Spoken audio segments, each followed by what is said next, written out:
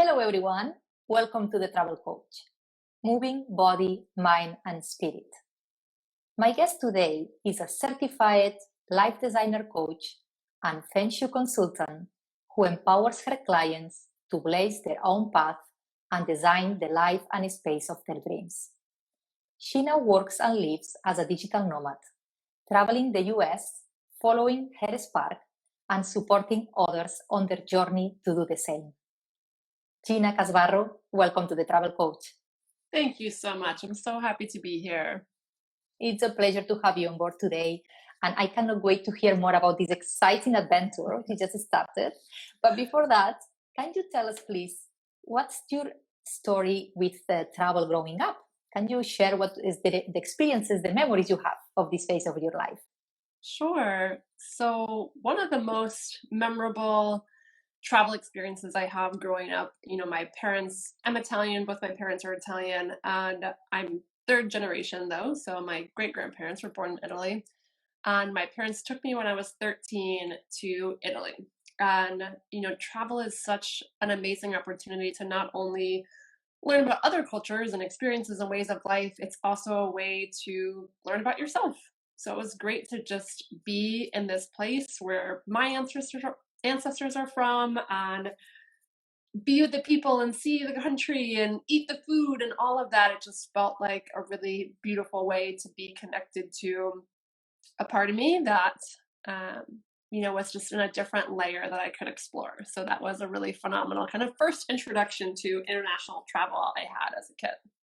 Yeah, and very interesting to know about your roots as well and knowing family members there. Amazing. I love that. So I was reading your bio and I really related with your story, right? I see that you also have a background as a manager in a multinational company. I always used to work in a multinational company as a manager, different industries because I was in IT. But you decided that one day this was not for you anymore. Tell us more about that. What happened there? Yeah, so I worked for a company called Lululemon. So if anyone's familiar with Lululemon, clothing store, clothing company, well, the clothes are amazing. And the biggest part that I resonated with the company for was their passion for personal growth and development. And I worked for the company for 8 years and really dove into that world and was immersed in all of these different opportunities and tools and resources to grow not only as myself as a person and goal setting and my first experience of coaching and being coached. And the more that I got to then lead experiences like this and help to grow and develop my teams, that was what was most inspiring to me and the work that I did. So I realized that's where I want to spend 100% of my time versus, my main priority being to run a store as well. So that's kind of what sparked me to then make my next step in opening my own business and sharing all of these beautiful tools and gifts that I've gotten a chance to experience over the years because they've been so transformational to me. So you decided that you didn't want to go there in this direction anymore. You wanted to start your own business. Exactly. So you just resign and you start your own business. Yeah, it's been like a gradual process, right? So over 2 years ago, I resigned as a store manager, but was still working for Lululemon part-time as I started my business as a feng shui consultant. And for me, I got into feng shui because I can be a very kind of logical person, too much in my head sometimes. And feng shui was a chance to move the energy in a different way and work towards visions and goals in a different way than just the analytical part. But then as I got into more of feng shui and working with clients through that tool, the overarching piece, I think, is mindset in whatever we're doing. And coaching and really working with people over a longer term allowed me to go deeper into that work and really be a partner for people on their whole journey versus just, one-time kind of consultation. So over the past couple of years, that's been growing and evolving. So last May 1st, I guess a couple months ago, was when I resigned from Lululemon completely. So then I'm fully working for myself now. And that's what also sparked the opportunity to, I work virtually, so I can be anywhere in the world. And that's where the adventure starts. Yes. But I know that you were also going through another kind of transition, like a this was the career transition, but also the life transition was like in the same kind of time, yeah? Yeah. So what is it? It's September. So a little over a year ago, last July, my partner and I split up, and I was living in his house. And I had originally decided, okay, I'm going to purchase a home in Baltimore. I'm going to look, so I moved in with friends temporarily as I intended to purchase my own home. But as I started looking and searching for my own home, began to realize I wasn't called to put any offers in. I didn't feel inspired to take that next step. So I finally was like, I need to pause because this doesn't feel like what's next for me. So I paused and kind of opened up of like, okay, universe, like send me some kind of sign, help me, send me a spark that's going to help direct me towards what's next. And one of my favorite places to kind of get inspiration like that is always bookstores. So I was wandering through this bookstore, kind of looking through the travel section, like, maybe there's a book on a different city in the US that will help, guide my path. But instead, I pick up this book called To Shape the Sleeping Self by Jedediah Jenkins. And it's a guy who took a pilgrimage from a bike tour from Oregon in the US to the tip of Argentina. And I've always wanted to take some kind of quest or pilgrimage or a trip like that. So I just got this, spark, this idea, this message of this is my time. This is my time that I can take an adventure like that. And that's really what sparked the idea for the trip and the journey that I'm on now. Wow, I love that. And books are so good with guidance, right? They give you, you resonated with this story and you decided, yeah, why not? Yeah. Like nothing that is just keeping me here. Yep. So you started and you planned. What was the idea? You wanted to go for a few months? You just wanted to do this forever? What was the first idea? A year was the original kind of intention. I'm going to take a year, and I originally intended to, I'm going to pick my top cities in the US that I might consider living. Because at first it was like, oh, maybe it's not Baltimore. Maybe there's somewhere else that I want to live. But as I marinated on this idea, it kind of became less about how, finding this next city I want to live in, because I don't know, maybe I'll end up back in Baltimore, maybe I won't. But it turned into me, this phrase of following your spark.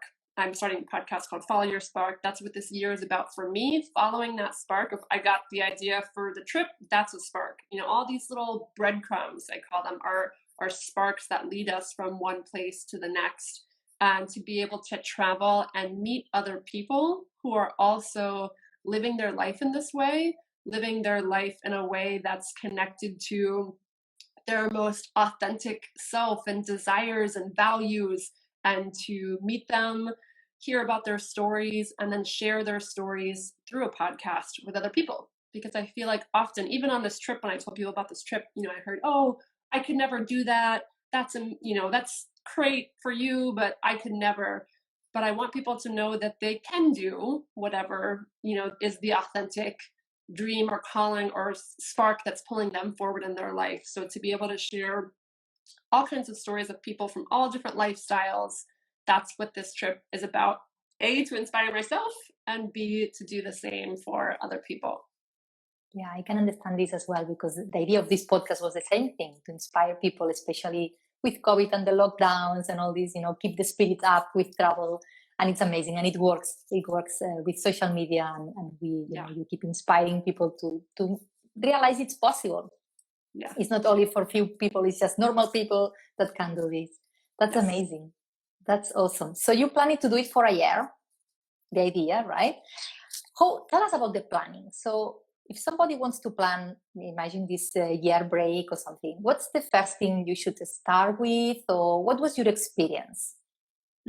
Well, one big thing for me was that intention, getting clear on the intention of what do I hope for on this trip. And for me, it was really about those connections with people. So I thought about, oh, do I want an RV? Do I want to go in a camper van? And all of that quickly was a no, because that I didn't see that as being a way for me to facilitate the kinds of connections I really wanted to have. So I've been couch surfing with people for the past 2.5 months, staying with people in their homes, finding people to host me, because the connection is so important to me. And for other people, adventure or outdoors or food or learning something specific might be important to them. So if you're planning on taking any kind of trip, gap year, anything else, that would be one of my first questions for you. What really matters? What do you hope to get out of this experience?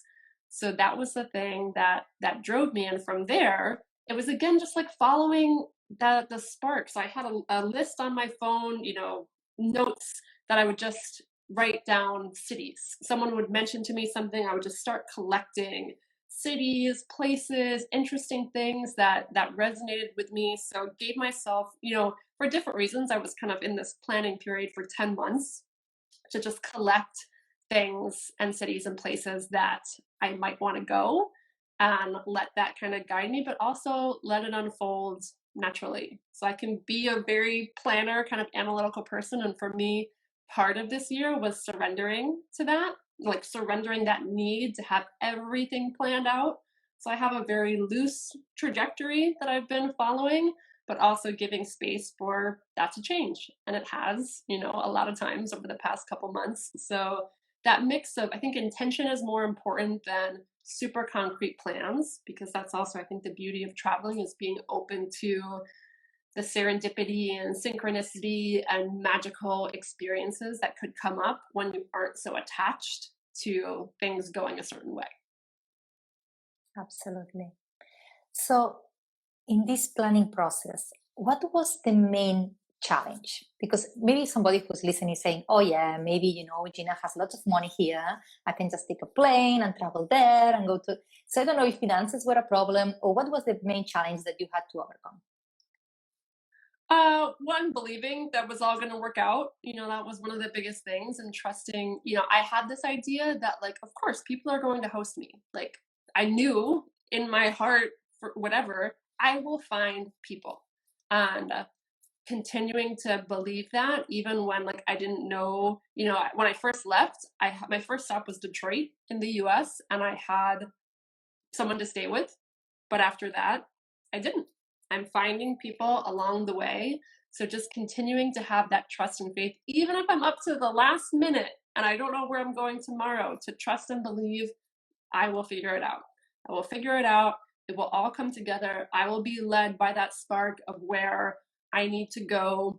So letting go of not having it all planned and trusting and believing that I will be able to figure it out along the way. That's so brave. I mean, it takes courage to do that, so not knowing where you're going to sleep tomorrow, where you're going to go tomorrow.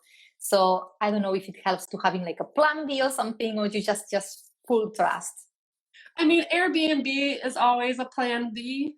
And I connected with another traveler before I left, and she said, say she's going to a city for a long period of time. Sometimes she'll even message the Airbnb host and say, hey, I'm going to be there for a month or a week or whatever. Can we work something out? And kind of gotten better deals or better rates that way. But I've only stayed in the Airbnb a couple nights so far as I've been traveling. So yeah, that's always or motel, whatever. I also have a tent in my car, so I could camp if I really need to. So that's always, knowing that I have other options, is good. Yeah, I suppose it helps to know just the worst case scenario, I would do that. Yes. It also relieves some pressure. That's great. So you've been meeting lots of people, and you said they're hosting you. So tell us how you do that. So you just meet a person in a cafe and say, hey, do you have a room for me? Or how it works? Well, so I don't know if you've heard of couch surfers, but there's a organization website called Couch Surfers where people who, it's designed for travelers, people who love traveling, people who love meeting other travelers. So people who are open and willing to host people in their homes. So that's been one tool, and I've stayed with a lot of people through Couch Surfers that way. And it's called Couch Surfers, but you can also like check a box for a private room. So I've personally only been staying in private rooms, so it's not just couches, but also meeting people along the way. So for example, I'm currently in Bowen Island in Canada, in this phenomenal, magical place, and I met my hosts. I was at a retreat in Cortes Island in Canada last week, and I met them there.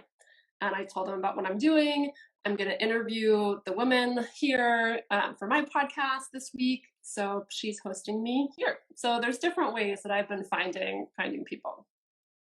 That's awesome. Tell us more about the cities that you've visited so far. What you have visited, and if you have anyone that is special for some reason as well, I want to know. Well, I went from Baltimore to Detroit to Minnesota by the Twin Cities, Minneapolis and St. Paul, and then through South Dakota, through Yellowstone, Glacier National Park, Kalispell, Montana, and then through towards Washington in Seattle. And then I'm on this detour in Canada right now.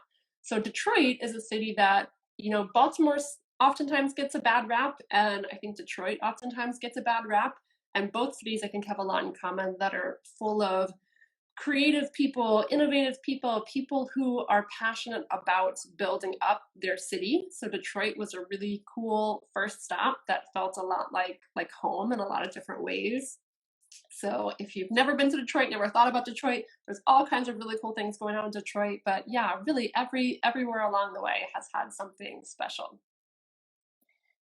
So where are the places that you plan? I know you said that you play by ear a lot and you just trust your intuition and follow your spark. Is there any in your bucket list, right? So how many places you plan ahead, or how is this future for you looking like?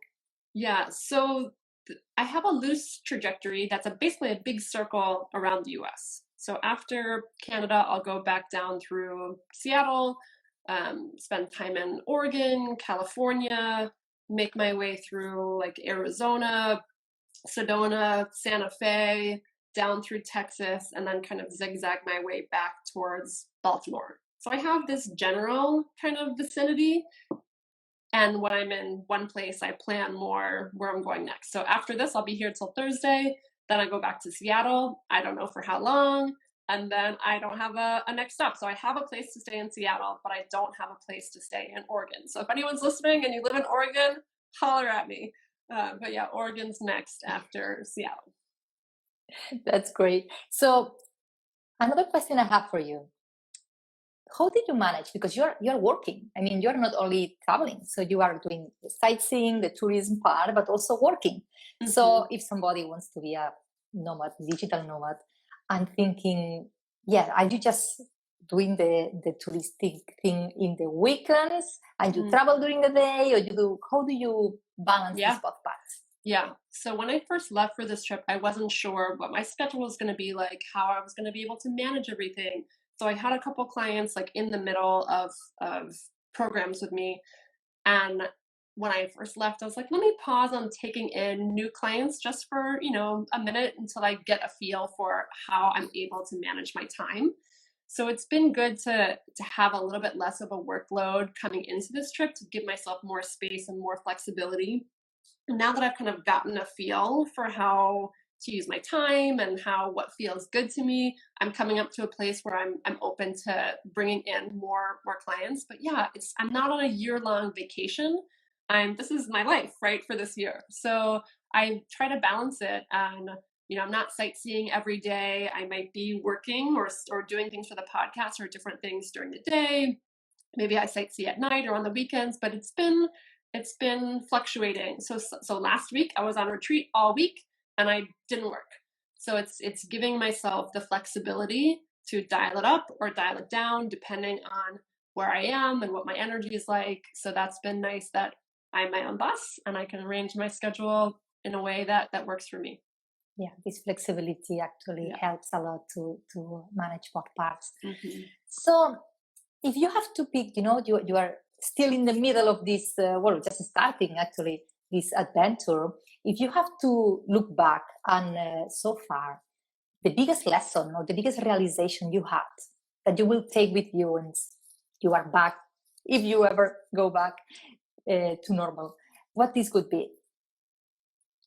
Well, I think one big thing is that trust piece, but it's not just like total trust of believing, oh, I have no part in this, like it will all work out, but trusting that, I'm resourceful, but also that people are open. And every time I ask someone, to be on the podcast, I'm always afraid they're going to say no. Or most of the, when I'm asking to be hosted somewhere, I'm afraid people are going to say no or whatever. And always surprised again and again when people say yes. So just having the faith and belief that I am able to create my goals, I'm able to bring these things to life, I'm able to um, just live into that dream and reminding myself that again and again. So when I'm back home, if there's something hard or something I don't know how to do, like I didn't know how to do any of this stuff. So to remember that, to count on myself and remember that I can figure it out, even if it's something that feels really challenging or new or unfamiliar, to really have faith in myself. Yeah, it gives you lots of confidence, right? But when you go through all this unknown and you have to trust and rely on yourself and your capabilities, and this makes you stronger. And Yeah. if you have some challenges in the future, to think, oh, I was able to do that. Right. I am this woman. I will figure it out, right? Yes. And this is something that travel gives you so beautifully. So to give this confidence and this clarity like nothing else. Mm-hmm. Can you imagine what your life situation could be right now if you haven't decided to do this trip? What would you be doing? And you compare, right? How it feels this? Yeah. So I would probably be in Baltimore. I don't know where I would be living because I was living in places temporarily as I was planning to leave for this trip. So I guess I'd have an apartment somewhere, I'd be building my business. I don't know exactly other than that what I'd be doing, but probably just on the same kind of path or trajectory that I was on, in my familiar world and living the same way I'm used to living. That's it. That's the story. Because when you don't know what you are missing, when you travel, all these experiences, when you are in your familiar zone, you don't know that you are missing all this world. Mm-hmm. So if you could talk to this, woman that say, yeah, go in this trip, but how you make them see all the things that they are missing, that they don't know they are missing. That's the challenge here, right? Yeah, that's a great point. And it's something that for sure, I think for me, I would assume some people could relate to this, that when we're in our everyday life, doing all the things, working, all of our normal things, it can be hard to make space for anything else. And I've learned this lesson a lot the past couple of years, that when I can make space, beautiful things can show up in that space that I've created. And sometimes it's hard to create that space just in the everyday, day-to-day life. So many different ideas and perspectives and things have been opened up to me as I've been traveling, because I have this space now that I wouldn't have had in my normal world. So exactly like you said, travel gives us this new perspective, opens up, time and space for us to consider new things or be exposed to new things and have new ideas for how we even want to live our own lives and what we want to integrate potentially when we go home, if you're going home somewhere. Mm-hmm. This is changed because when you are inside, you cannot see. You have to step away and then put it into perspective, and the vision is totally different. Yes. So you had to do all this again. What would you do different? Right now, honestly, nothing. I have nothing right now that I was like, wow, I wish I had done this, and this, because I think all of it is part of the lesson. And all this trip was meant to be a learning experience and an opportunity for me to embody all the things I've learned and all these practices and, knowledge and everything else I've gained over the years. But for me, I wanted to learn things through experiences. So for example, I was in Yellowstone and sightseeing and spent this whole day running around trying to see all the things in Yellowstone. And I don't often get angry, but at the end of the day, I was like angry and frustrated and, not happy. And I was like, what is the problem? And I was like, I didn't come on this trip to see Yellowstone. As beautiful as Yellowstone is, as magical as Yellowstone is, I didn't come on this trip to see Yellowstone. And I wasn't finding people to interact with or connect with. So I had intended to be there for 3 days, and I left a day early to find this woman in Whitehall, Montana, and ended up interviewing her for the podcast and having this amazing day with her and remembering that's why I came on this trip. So it's all part of the learning. So there's definitely been challenging moments, ups and downs, and I wouldn't change it because that's how I wanted to learn from going through the experience. That's a big realization, and keeping on track with your goals. And what you said, the first thing I did is setting intentions. And that's very important also as a travel coach. Is the first thing I ask people, what's the intention? Why do you travel? Because otherwise you get lost and just seeing, and it's another checklist, it's another thing you have to do. Right. And maybe you wanted to disconnect and relax, and you are just here stressed. And that's crazy how we do things. Without thinking sometimes about the intention and what we want to get out of that experience. Yeah. Or thinking, oh, what should I be doing? How would you travel versus how do I want to travel? I kept asking other people, oh, what should I see? What should I do? And finally I was like, why am I asking other people? Like, I don't want to live their vacation or their trip. Like, I need to live mine. So instead of asking other people what I can't miss, I needed to ask myself, what do I need today? Where is my spark leading me? What am I feeling called or pulled to, and follow that instead? Totally. What your heart is leading you towards is not the same like other people. Everybody has their own path and mission. Beautiful. Okay, Gina, so I love collecting hidden gems from all around the world. So I will ask you, from the place you are, your region, your country, your city, what's a must that we need to go? So I'm from South Florida, a place called Broward County, kind of like a suburb in Florida, in between Fort Lauderdale and Miami.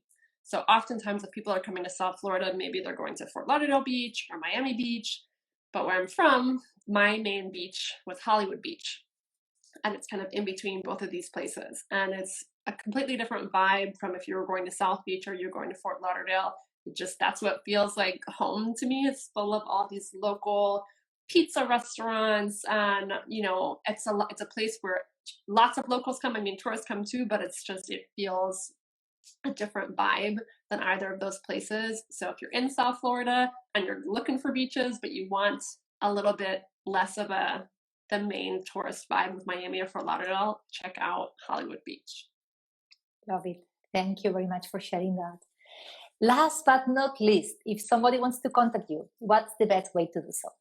Yes. So I've been talking a lot about follow your spark, right? So you can contact me and you can get free resources to help you follow your spark by going to ginacasbarro.com/transformational-tools. And that will give you my top 15 practices that have helped me follow my spark in this way and will hopefully help you discover what will work for you. So check that out, and you'll also get all my travel stories and everything else through that email community. And you can always reach out to me here on Instagram. I'm happy to talk more. Definitely, we will check this out, Gina, and keep following you on social media because it's amazing, the stories and the pictures you share. So I'm going to be following you for sure. Thank you for being here on board the Travel Coach today. It's absolutely a pleasure to have you, and thank you for sharing your wisdom and your experience with us. Thank you. And everybody tuning in, happy and safe travels. Bye, Gina. Thank you very much.